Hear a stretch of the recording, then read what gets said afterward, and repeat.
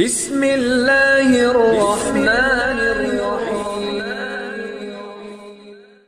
مفتی شعیب اللہ خان صاحب کے بیانات کے لیے مفتی صاحب کے آفیشیل چینل کو سبسکرائب کریں اور زیادہ سے زیادہ شیئر کریں۔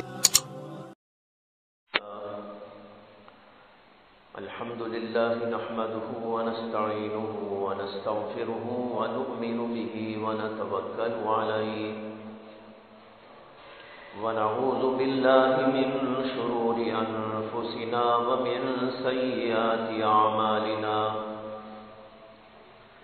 من يهده الله فلا مضل له ومن يضلله فلا هادي له ونشهد أن لا إله إلا الله وحده لا شريك له ونشهد أن سيدنا ومولانا محمدا عبده ورسوله صلى الله عليه وعلى آله وأصحابه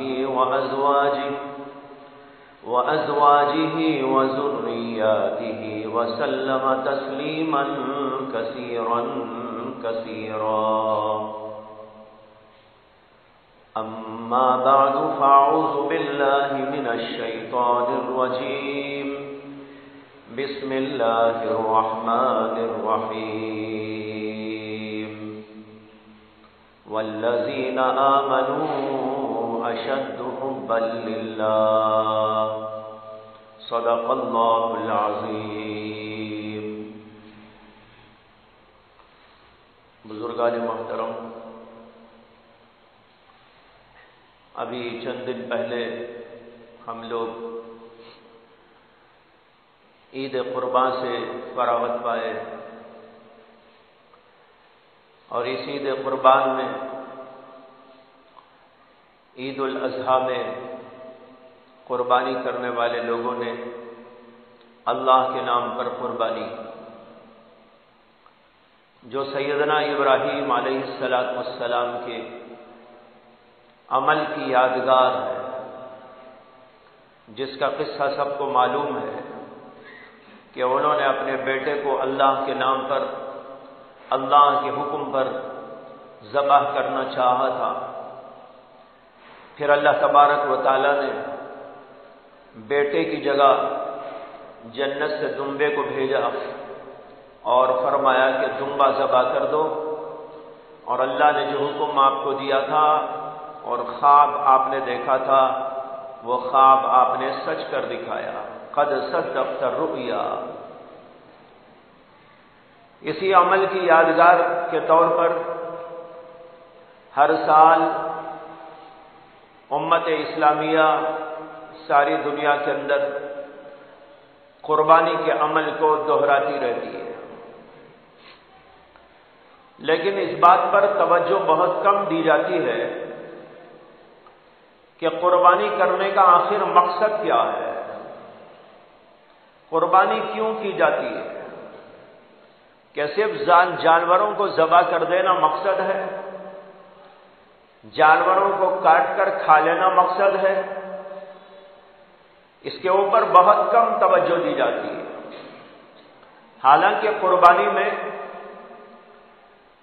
بہت بڑے بڑے سبق موجود ہیں، اور اسی کی وجہ سے یہ عمل دہرایا جاتا ہے، کیا کرایا جاتا ہے، تاکہ لوگ اس کے اوپر توجہ دیں کہ قربانی کس مقصد سے اللہ نے مشروع کی ہے، کیا حکمت ہے اس کے اندر، وہ سبق ہمارے دلوں کے اندر اجاگر ہو جائے اور ہم اس کی طرف توجہ دیں، تو پھر یہ قربانی کا عمل واقعی قربانی ہوگی، اللہ کے ہاں مقبول ہوگی، اور پھر ایک دن کا یہ عمل ہو کر ختم نہ ہو جائے گا، بلکہ اس کے اندر ایسے اسباق موجود ہیں جو ہمیں زندگی بھر صحیح راستے پر قائم کرنے کے لیے ضروری ہوتی ہے۔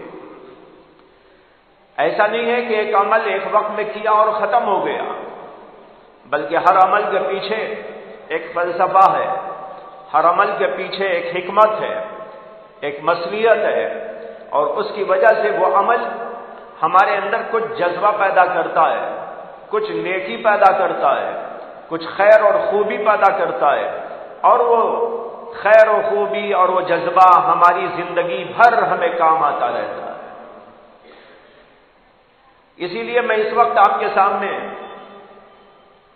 قربانی کے مقصد کے سلسلے میں اور قربانی کس سبق کو ہمارے اندر اجاگر کرنے کے لیے کی جاتی ہے، اس کے بارے میں چند باتیں عرض کرنا ضروری سمجھتا ہوں۔ ان میں سے ایک بات آج عرض کروں گا اور پھر دوسری بات انشاءاللہ اگلے ہفتے عرض کرنے کی کوشش کروں گا۔ سب سے پہلا مقصد قربانی کا یہ ہے کہ اللہ تعالیٰ کی محبت اور اللہ کی چاہت ہمارے دلوں کے اندر پیدا ہو جائے اور ہم اللہ کی محبت میں اور چاہت میں اپنی ہر چیز کو قربان کرنے کے لیے تیار ہو جائے۔ یہ سب سے پہلا مقصد ہے اور عظیم الشان مقصد ہے، اللہ کی محبت کو دلوں کے اندر اجاگر کرنا، اللہ کی محبت سے لبریز ہو جانا، اپنے آپ کو اللہ کی محبت میں تج کر دینا، اللہ کی محبت میں اپنی ہر چیز کو قربان کر دینا، یہ مقصد ہے بڑا عظیم الشان مقصد، اور یہی مقصد سیدنا ابراہیم علیہ السلام کی زندگی سے آشکارا ہوتا ہے۔ اللہ تعالیٰ نے ابراہیم علیہ السلام کو یہ فرمایا کہ تم اپنے بچے کو ذبح کر دو، اور اس بچے کو جو بڑھاپے میں پیدا ہوا، بڑی تمناؤں کے بعد، بڑی آرزوؤں کے بعد پیدا ہوا۔ ابراہیم علیہ السلام ایک روایت کے مطابق 100 سال کے ہو گئے تھے اور ایک روایت کے مطابق 120 سال کے ہو گئے، لیکن انہیں بچے نہیں ہوئے اور ان کو طلب تھی بچوں کی، جیسے کہ ہر آدمی طلب کرتا ہے، خواہش کرتا ہے، ہر آدمی کی آرزو ہوتی ہے کہ میرے ہاں بچے ہونے چاہیے۔ اسی لیے جن کو بچے نہیں ہوتے وہ پریشان رہتے ہیں، ڈاکٹروں کے چکر کاٹتے رہتے ہیں، اور بعض لوگ ڈاکٹروں سے آگے عاملوں کے چکر بھی کاٹتے رہتے ہیں، اور بعض لوگ اس سے بھی آگے بڑھ کر پجاریوں کے چکر بھی کاٹتے رہتے ہیں کہ بچہ ہو جائے۔ حالانکہ بچہ دینا تو اللہ کے اختیار میں ہے، نہ کسی ڈاکٹر کے اختیار میں ہے، نہ کسی عامل کامل کے اختیار میں ہے، نہ کسی پجاری کے اختیار میں ہے۔ دیکھو ابراہیم علیہ السلام تو اللہ کے پیغمبر تھے، عامل ان کے سامنے کیا حیثیت رکھتا ہے، کوئی کامل ان کے سامنے کیا حیثیت رکھتا ہے، کوئی اور کیا حیثیت رکھتا ہے؟ پیغمبر سے بڑا تو دنیا میں کوئی نہیں ہوتا۔ اللہ سے تعلق میں اور عقل میں، بصیرت میں، فہم میں، تدبر میں، تفکر میں، کسی بھی چیز میں دیکھ لیا جائے تو پیغمبر کا کوئی مقابلہ دنیا میں نہیں۔ لیکن ابراہیم علیہ السلام کی اولاد نہ ہوئی، انہوں نے کیا کیا؟ اللہ کو پکارا، رب ہب لی من الصالحین، اے اللہ مجھے صالح اولاد عطا کر دیجیے۔ اللہ نے دعا قبول فرمائی اور بڑھاپے کے دور میں اور فرشتے کو بھیجا، جاؤ بشارت سنا دو۔ فرشتے آئے ابراہیم علیہ السلام کے گھر میں اور انہوں نے حضرت ابراہیم علیہ السلام کی زوج مطہرہ کو بشارت سنائی۔ ان کو بڑا تعجب ہوا کہ بڑھاپے کے عالم میں اور ایسے عالم میں کہ بانجھ بچہ کیسا ہو جائے؟ فرشتوں نے کہا اتعجبین من امر اللہ، کیا تمہیں اللہ کے حکم پر تعجب ہو رہا؟ اللہ جو چاہے کر سکتا ہے، وہ چاہے بانجھ کو اولاد والا بنا دے، وہ چاہے تو بڑھاپے کے اندر بھی اولاد عطا کر دے۔ اللہ کا اختیار ہر چیز پہ چلتا ہے۔ بہرحال ان کو بشارت ہوئی، اس کے بعد بچہ ہوا۔ بچے کو اللہ تبارک و تعالیٰ نے پالنے پوسنے کے لیے حکم دے دیا۔ لیکن وہ بھی بڑے عجیب و غریب طریقے پر ان کی پرورش ہوئی۔ اللہ تبارک و تعالیٰ کا حکم آ گیا کہ اس بچے کو اور ان کی والدہ یعنی حضرت حاجرہ کو، ان دونوں کو لے جاؤ بے آب و گیاں میدان میں، ایک جنگل میں، ایک وادی میں جہاں کوئی چیز نہیں اگتی، وہ ہے مکہ المکرمہ، وہاں پر لے جا کر ماں کو بھی چھوڑ دو اور اس بچے کو بھی چھوڑ دو۔ مکہ اس زمانے کے اندر بالکل غیر آباد تھا، کوئی فرد بشر وہاں رہتا نہیں تھا، دور دور تک کسی انسان کا پتہ نہ تھا، نہ وہاں پر کوئی پانی کا چشمہ تھا، نہ کنواں تھا، اور نہ وہاں پر کوئی درخت تھا۔ ایسی جگہ پر لے جا کر ماں کو اور بیٹے کو چھوڑ دینے کا اللہ کا حکم آتا ہے۔ لے جا کر ابراہیم علیہ السلام چھوڑ دیتے ہیں، چھوڑ کر واپس ہونے لگتے ہیں تو حضرت حاجرہ پوچھتی ہے کہ آپ ایسے جنگل کے علاقے میں جہاں کوئی انسان نہیں، جہاں پانی کا کوئی چشمہ نہیں، جہاں پر دور دور تک کھانے اور پینے کا کوئی سامان نہیں، وہاں پر آپ ہم کو چھوڑ کر کہاں جا رہے ہیں؟ ابراہیم علیہ السلام نے کوئی جواب نہ دیا۔ دوبارہ انہوں نے پوچھا، پھر کوئی جواب نہ دیا، تو تیسری دفعہ انہوں نے کہا شاید اللہ کا آپ کو یہی حکم ہے؟ انہوں نے کہا جی اللہ کا ہم کو یہی حکم ہے کہ ہم آپ کو یہاں پر چھوڑ کے جائیں۔ تب حضرت حاجرہ علیہ السلام نے کہا اگر یہ اللہ کا حکم ہے جس کی وجہ سے آپ ہم کو اس بے آب و گیا میدان میں وادی میں چھوڑ کے جا رہے ہیں، اذا لا یضیعنا، پھر تو اللہ ہمیں ضائع ہونے نہیں دے گا، وہ ہماری حفاظت کرے گا، آپ یہاں سے جائیں اور اللہ کے حکم کے مطابق عمل کرتے رہیں۔ یہ سب کچھ ہوتا رہا۔ جب بچہ یہاں پر پلتے پلتے تقریباً 7-8، بعض روایتوں کے مطابق 10 سال، بعض روایتوں کے مطابق 11-12 سال کا ہو گیا تو اللہ کا حکم آتا ہے کہ بچے کو ذبح کر دو۔ پیدا ہوا آرزوؤں کے بعد، تمناؤں کے بعد، بڑھاپے کے عالم میں اور بیوی کے بانجھ ہونے کے بعد اللہ نے یہ بچہ عطا کیا، اور پھر اس بچے کو بے آب و گیا میدان میں لے جا کر چھوڑ دینے کا بطور امتحان اللہ کا حکم آ گیا۔ اور پھر اس کے بعد عجیب امتحان یہ تھا کہ اسی بچے کو اللہ کے لیے ذبح کر دینے کا حکم آ گیا۔ یہ سب کچھ کیا ہے؟ یہ دراصل اللہ کی محبت کی آزمائش۔ ابراہیم علیہ السلام کو اللہ نے خلیل اللہ قرار دیا۔ خلیل اللہ کا مطلب ہے اللہ کا دوست۔ دوست کے لیے کیا پیش کرتا ہے؟ دوست کی محبت میں کیا کچھ کر سکتا ہے؟ یہ اللہ آزمانا چاہتے تھے۔ ابراہیم علیہ السلام کی محبت کا امتحان لیا جا رہا تھا۔ جب امتحان میں وہ کامیاب ہو گئے، اللہ نے ان کو سرٹیفکیٹ بھی عطا کیا۔ اللہ تبارک و تعالی نے قرآن میں فرمایا ہے وَإِذِ ابْتَلَىٰ إِبْرَاهِيمَ رَبُّهُ فَأَتَمَّهُ، جب ابراہیم علیہ السلام کا امتحان لیا ان کے پروردگار نے، اللہ نے، اور انہوں نے اس کو پورا کر ڈالا۔ معلوم ہوا کہ ہر امتحان میں وہ کامیاب ہو گئے۔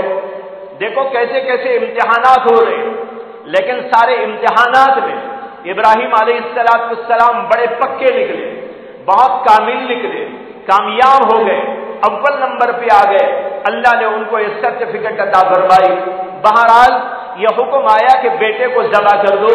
یہ کیا ہے؟ امتحان ہے محبت کا، امتحان ہے اللہ کے عشق کا، کہ اللہ کا عشق ابراہیم کے دل کے اندر میرا زیادہ ہے، بچے کا زیادہ ہے، اور کسی اور چیز کا زیادہ ہے۔ اللہ یہ دیکھنا چاہتے تھے، اس لیے حکم بھیج دیا کہ بچے کو ذبح کرو۔ اچھا، یہ حکم جو دیا وہ بھی خواب میں دیا گیا۔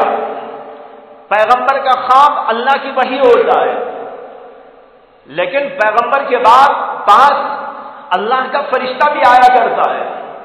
اگر اللہ چاہتے فرشتے کو بھیجتے، جاؤ میرے ابراہیم کے بعد اور جا کر ڈائریکٹ ان سے ملو اور میرا یہ پیغام ان کو پہنچاؤ کہ وہ اپنے بچے کو ذبح کر ڈالے۔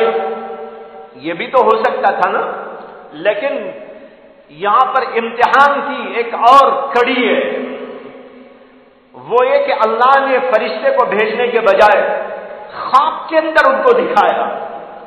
خواب میں دکھانے پر اللہ یہ ان کی آزمائش کرنا چاہتے تھے کہ ایسا تو نہیں کہ ابراہیم کہیں گے بھائی خواب ہی تو ہے۔ ٹالنے والے مختلف انداز سے ٹالتے رہتے، صریح حکم آیا تو وہاں بھی ٹال دیتے، لیکن جو اللہ کی محبت والا ہوتا ہے وہ تو یہ دیکھتا ہے کہ کسی نہ کسی طور پر بھی ان کی بات پوری ہو جائے۔ وہ ٹالتا نہیں ہے، وہ حیلے بہانے نہیں کرتا ہے، اللہ کے حکم کو اور اپنے محبوب حقیقی کے حکم کو ٹالنے کے لیے مختلف بہانے نہیں تلاش کرتا ہے۔ اگر چاہتے تو ابراہیم کہہ دیتے ارے خواب ہی کی تو بات ہے، پتہ نہیں کیا مقصد ہوگا، چھوڑ دو۔ لیکن اللہ یہاں بھی آزمانا چاہتے تھے ابراہیم علیہ السلام کو کہ ہم نے خواب میں ان کو دکھایا، لیکن خواب کو بھی کتنا اہم سمجھا انہوں نے، ہمارے خواب کو خواب سچا سمجھ کر اس کے اوپر عمل کر دکھایا۔ اسی لیے اللہ نے بعد میں فرمایا تھا قد صدقت الرؤیا انا كذلك نجزي المحسنین، اے ابراہیم آپ نے اپنے خواب کو سچ کر دکھایا، جو کچھ خواب میں آپ نے دیکھا تھا وہ پورا کر کے آپ نے ہماری محبت کے امتحان میں کامیابی حاصل کروا لی۔ بہرحال اس طریقے پر ان کو حکم آیا، ابراہیم علیہ السلام نے خواب کو سچ کر دکھایا۔ یہ سب بتانے کا مقصد یہ ہے کہ اصل میں قربانی دراصل محبت کا امتحان ہے۔ جب ہم قربانی کریں جانوروں کی قربانی تو ہم یہ سوچ کر کریں یہ دراصل اللہ کی محبت کا سوال ہے، اللہ کی محبت کا امتحان ہے۔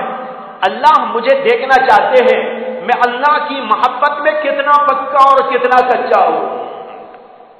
یہیں سے پتہ چلتا ہے آدمی کا، اگر آدمی جانور کی قربانی تو دے دیا لیکن نماز نہیں پڑھتا، معلوم ہوا کہ قربانی دینے کا مقصد اللہ کی رضا نہیں ہے۔ اگر اللہ کی رضا ہوتی تو قربانی کر کے نماز سے غافل کیوں ہوتا؟ ہم دیکھتے ہیں کہ بہت سارے لوگ قربانی کے سلسلے میں ایسے مشغول ہو جاتے ہیں کہ قربانی کرنے کے لیے نماز بھی قربان کر دیتے ہیں۔ جانور کی قربانی کرنا ہے، جانور کی قربانی کرنے کے لیے نماز کو قربان کر دیا، نماز ہی نہیں پڑھ رہا ہے، اور اللہ کا احکام آ رہے ہیں، بہت سارے احکام زندگی بھر آتے ہیں، لیکن ساروں کو قربان کرتا چلا جاتا ہے، نماز چھوڑ دیتا ہے، ذکر چھوڑ دیتا ہے، اللہ کی یاد چھوڑ دیتا ہے، روزے چھوڑ دیتا ہے اور گناہ کرنے لگتا ہے، مختلف گناہوں میں مبتلا ہو جاتا ہے، کہیں آنکھوں سے گناہ کرتا ہے، کہیں زبان کو غلط استعمال کرتا ہے، کہیں دل کو غلط استعمال کرتا ہے، ہاتھ پیر کو غلط استعمال کرتا ہے۔ گویا یہ مطلب ہو گیا کہ اس آدمی نے جانور کی جو قربانی دی اس سے اس کا مقصد اللہ کی محبت نہیں ہے۔ اگر اللہ کی محبت ہی اسے مقصود ہوتی کیا وہ گناہ کرنے کی جرات کرتا؟ کیا نماز چھوڑنے کی جرات کرتا؟ کسی حکم کو ٹالنے کی جرات کرتا؟ میں نے ابھی کہا اللہ کی محبت والا تو یہ دیکھتا ہے کسی نہ کسی طریقے پر اس کا حکم پورا ہو جائے۔ خواب میں حکم دیا گیا، ابراہیم علیہ السلام نے نہیں کہا ارے خواب ہی کی تو بات ہے، پتہ نہیں خواب کیا نظر آیا ہوگا، لیکن انہوں نے اس پر عمل کر کے دکھایا۔ اس طرح اللہ کی محبت والا اللہ کو راضی کرنے کے لیے ہر وقت تیار رہتا ہے اور اللہ کی محبت کا ہر جگہ امتحان دیتا رہتا ہے۔ یہ ہے قربانی کا مقصد، لیکن ہم نے قربانی کا مقصد نہیں سمجھا، سمجھ یہ لیا جانور ذبح کرنا ہے۔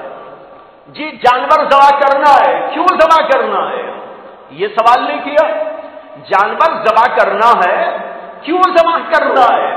ذبح اس لیے کرنا ہے کہ آدمی یہ سوچے جانور ذبح کر رہا ہوں یعنی اللہ کی محبت میں ذبح کر رہا ہوں، اللہ کے حکم پر ذبح کر رہا ہوں۔ اگر اللہ کا حکم نہ ہو ذبح نہیں کر سکتا، اگر اللہ کا حکم نہ ہو تو ہم قربانی 500 کر دیں لیکن قبول نہیں ہوگی۔ دیکھیے جو قربانی کے ایام ہیں 10 ذی الحجہ 11ویں ذی الحجہ 12ویں ذی الحجہ ان کے اندر قربانی کی جاتی ہے، لیکن اگر کوئی 14ویں ذی الحجہ کو قربانی کرے، 15ویں ذی الحجہ کو قربانی کرے، آج اگر کوئی قربانی کرے، اللہ کہیں گے تیری قربانی تو ہی رکھ، مجھے کیا ضرورت، میرے حکم کے واسطے قربانی ہے، جانور کو ذبح کرنا مقصد نہیں، میرے حکم کو پورا کر رہا ہے، میرا حکم تو صرف یہ ہے 10ویں کو ذبح کرو، 11ویں تاریخ کو ذبح کرو، 12ویں تاریخ کو ذبح کرو، اس کے بعد میرا حکم قربانی کرنے کا نہیں۔ اس لیے اگر کوئی ان 3 دنوں میں قربانی نہیں کیا تو قیامت تک بھی اگر وہ قربانی کرے تو قبول نہ ہوگی، اسے کہ وقت ٹل گیا اس کا، معلوم ہوا کہ اصل تو اللہ کا حکم ہے۔ اسی طرح ہر چیز میں، نماز میں بھی دیکھ لیجئے، نماز میں حکم ہے اللہ کا میرے لیے نماز پڑھو، لیکن اسی اللہ کا حکم یہ ہے زوال کے وقت نہ پڑھو، اسی اللہ کا حکم یہ ہے طلوع کے وقت نہ پڑھو، اسی اللہ کا حکم یہ ہے کہ غروب کے وقت نہ پڑھو۔ اگر کوئی غروب آفتاب کے عین موقع پر یا بالکل سورج سر پہ کھڑا ہو تو اس وقت میں، یا سورج نکل رہا ہو تو اس وقت میں رکعت باندھ کر بڑے خشوع و خضوع کے ساتھ میں نماز پڑھنے لگے، اللہ کہیں گے تیری نماز تیرے ہی منہ پہ مار دی جائے گی، اسے کہ میرا حکم تو نہیں ہے اس وقت نماز پڑھنے کا۔ یہ سب عبادات اللہ کی محبت کے لیے اور اللہ کے حکم کو پورا کرنے کے لیے ہے، نفس کی خواہش کو پورا کرنے کے لیے نہیں۔ اگر جانور کو ذبح کیا نفسانی خواہش کو پورا کرنے، جی نے چاہا اپنی مالداری کو بتانے کے لیے قربانی دے دی، 50 جانور قربان کر دیے، 100 جانور قربان کر دیے، لیکن بھائیو اللہ کے حکم کو پورا کرنے اور اللہ کی محبت کی دلیل کے طور پر نہیں کیا، وہ قربانی کوئی قربانی نہیں۔ قرآن کریم کے اندر اللہ تبارک و تعالیٰ نے مومنوں کی شان کے اندر فرمایا والذین آمنوا اشد حبا للہ، یہ ہے اصل مقصد قربانی کا، جو ایمان والے ہوتے ہیں وہ اللہ تعالیٰ سے شدید محبت رکھنے والے ہوتے ہیں، ان کے پاس معمولی محبت نہیں ہوتی، شدید یعنی بہت زیادہ محبت، انتہائی درجے کی محبت۔ وہ اس انتہائی درجے کی محبت میں نہ بیٹے کو دیکھتے ہیں، نہ بیٹی کو دیکھتے ہیں، نہ بیوی کو دیکھتے ہیں، نہ کسی اور چیز کو دیکھتے ہیں، وہ اللہ کی محبت میں ہر چیز کو قربان کرنے کے لیے تیار ہو جاتے ہیں۔ یہ آزمائش وہاں ہوتی ہے آدمی کی، جب ٹکر ہوتی ہو اللہ کی محبت اور دوسروں کی محبت کے درمیان، ایک طرف بیوی کہتی ہو ایک بات اور دوسری طرف اللہ کا حکم ہو دوسرا، اب یہاں آدمی کس کی بات مانتا ہے؟ بیوی کی مانتا ہے کہ اللہ کی مانتا ہے؟ بیٹا ایک بات کہتا ہو اللہ کی بات دوسری ہو، یہ دیکھنا پڑے گا اللہ کی وہ مانتا ہے یا بیٹے۔ اسی طریقے پر کوئی بڑا، کوئی چھوٹا، کوئی خاندان کا، کوئی اور کوئی بات کہتا ہو اور ایک آدمی اللہ کی محبت میں ان سب کی بات کو ٹھکرا کر اللہ کی بات کو رکھ لیتا ہو، تو اس کا مطلب یہ ہے کہ اس کے دل کے اندر اللہ کی محبت جاگزی ہے، وہ اللہ سے شدید طور پر محبت رکھنے والا۔ اور اگر دوسروں کی بات کو ترجیح دے رہا ہے تو اس کا مطلب یہ ہے کہ وہ اللہ کی محبت والا نہیں۔ اور قرآن میں اللہ کا مطالبہ یہ ہے، جیسے کہ ابھی عرض کیا والذین آمنوا اشد حبا للہ، جو ایمان والے ہوتے ہیں وہ اللہ سے شدید محبت رکھتے ہیں۔ اور دوسری جگہ اللہ نے بتایا تمام چیزوں کی محبت سے زیادہ اللہ کی اور اللہ کے رسول کی اور اللہ کے لیے دین پر مر مٹنے کی محبت ہونی چاہیے۔ باپ سے زیادہ، ماں سے زیادہ، آبا و اجداد سے زیادہ، اپنے بھائی بہنوں سے زیادہ، اپنی اولاد سے بھی زیادہ، اپنی بیویوں سے بھی زیادہ، مال سے بھی زیادہ، اسی طرح اپنے مکانات سے بھی زیادہ، اپنی تجارتوں سے زیادہ اور اپنے محلات سے زیادہ، ہر چیز سے زیادہ اللہ کی محبت دل میں ہونی چاہیے۔ اگر کسی آدمی کے دل میں اللہ کی محبت تو ہے لیکن ماں باپ سے زیادہ نہیں ہے، اور ماں باپ سے زیادہ اللہ کی محبت نہیں ہے، رسول سے محبت تو ہے لیکن ماں باپ سے زیادہ نہیں ہے، بیوی بچوں کی محبت بھی اللہ اور اللہ کے رسول سے زیادہ ہے، تو اللہ قرآن کریم کے اندر اس کے اوپر وعید بیان کرتے ہیں اور کہتے ہیں میرے عذاب کا انتظار کرو۔ اگر تمہارے دلوں میں میری محبت، میرے رسول کی محبت اور دین کی محبت، دین کے لیے قربان ہونے کی محبت یہ زیادہ نہیں ہے، ماں باپ سے زیادہ ہے، بیوی بچوں سے زیادہ ہے، مال دولت سے زیادہ ہے، مکانات دکانات سے زیادہ ہے، تو پھر انتظار کرو کہ اللہ کا عذاب آ جائے۔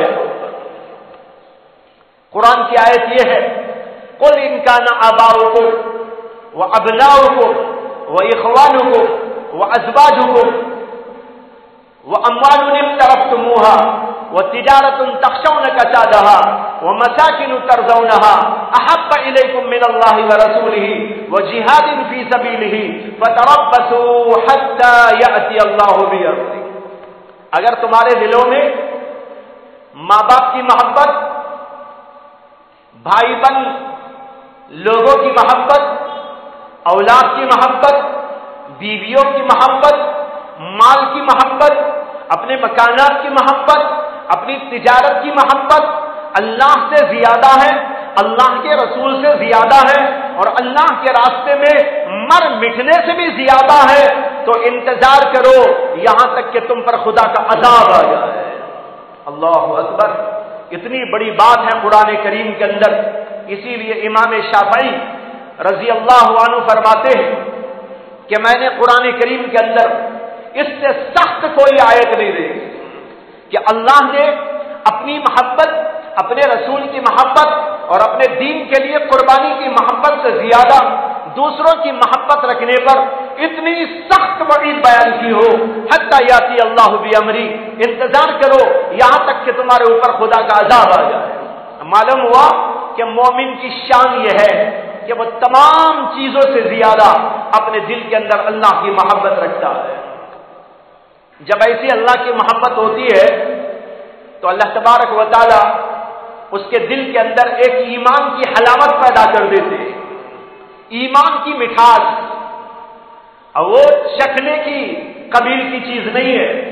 جیسے آپ کوئی میٹھا چکھ لیتے، کوئی حلوہ چکھ لیتے اور اس کی مٹھاس آپ کی زبان پہ آتی ہے، ایک روحانی انداز کی چاشنی ہے، روحانی انداز کی مٹھاس ہے، جس کے بارے میں اللہ کے نبی علیہ السلام کہتے ہیں ثلاث من کن فیہ وجد بہن حلاوت الایمان۔ تین باتیں ایسی ہیں کہ جس آدمی کے اندر وہ تین باتیں ہوں تو اسے ان تین باتوں کی وجہ سے ایمان کی حلاوت نصیب ہو جائے گی، ایمان کی مٹھاس۔ وہ تین باتیں کیا ہیں؟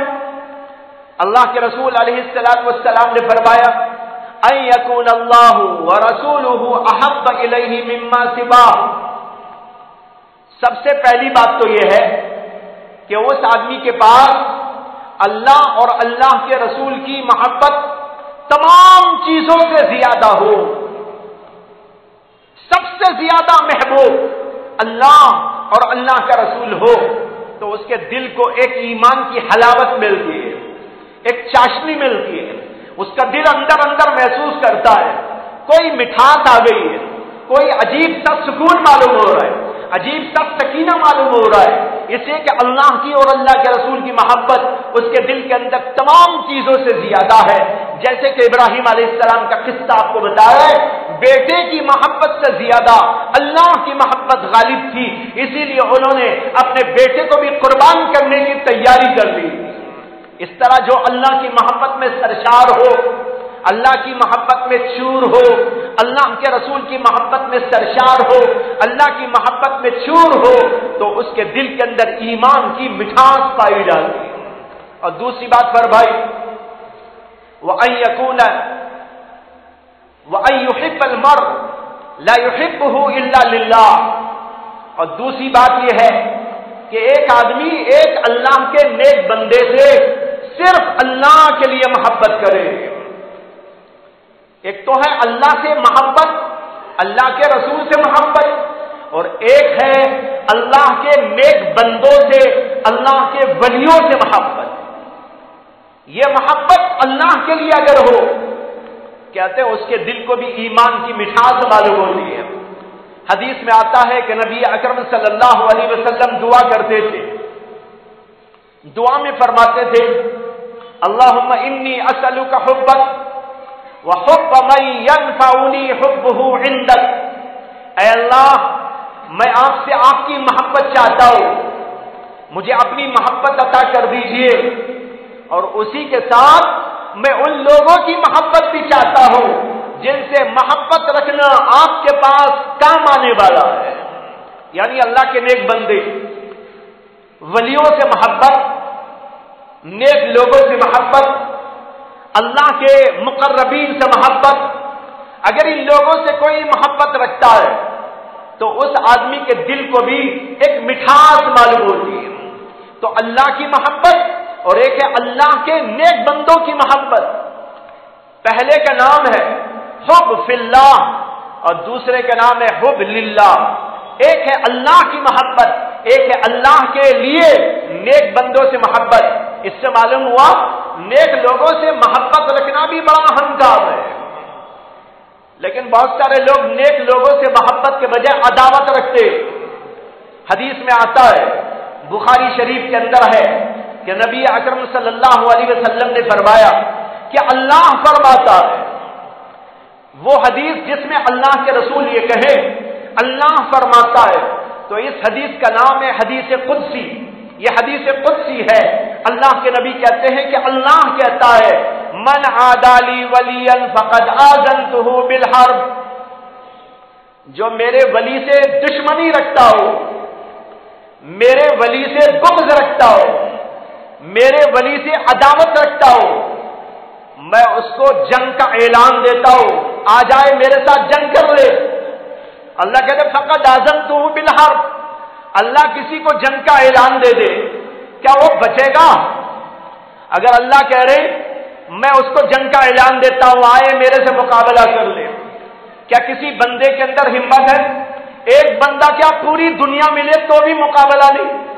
ساری دنیا مل جائے، سارے اسباب مل جائے، ساری ٹیکنالوجی مل جائے، سارے اسباب تیار ہو جائے، سارے ذہن لگا دیے جائے، ساری عقلیں لگا دی جائے، اور اللہ کا مقابلہ کرنے آئے، خدا کی قسم اللہ کا کوئی کچھ نہیں بگاڑ سکتا، اور اللہ کا ایک حکم ساری دنیا کو نیست و نابود کر سکتا ہے. اللہ کہتے ہیں جو آدمی میرے ولی سے دشمنی رکھتا ہو اس کو میں جنگ کا اعلان دیتا ہوں، وہ میرے سے مقابلہ کر لے. اب سوچ لے کہ جو ایسا کرے گا وہ بچ سکے گا؟ جب ساری دنیا مل کر نہیں بچ سکتی تو ایک کیا بچ سکے گا؟ تو معلوم ہوا کہ نیک لوگوں سے محبت رکھنے کا حکم ہے، بغض رکھنے کا نہیں، برائی رکھنے کا نہیں، دشمنی رکھنے کا نہیں. یہ بڑی خطرناک چیز ہے. یہ دو باتیں ہو گئی، ایک اللہ سے محبت، ایک اللہ کے نیک لوگوں سے محبت. اور تیسری بات اللہ کے رسول نے اس حدیث کے اندر یہ فرمائی کہ آدمی کفر کی طرف جانے کو اس طرح برا سمجھے جیسے کہ اسے آگ میں ڈالا جانا برا معلوم ہوتا ہے. کیا کوئی آدمی چاہتا ہے کہ مجھ کو آگ میں ڈال دیا جائے؟ کوئی پسند نہیں کرتا. ہر آدمی اس سے بھاگتا ہے، ارے کہیں آگ میں نہ پڑ جاؤں، کوئی مجھے آگ میں نہ ڈال دے.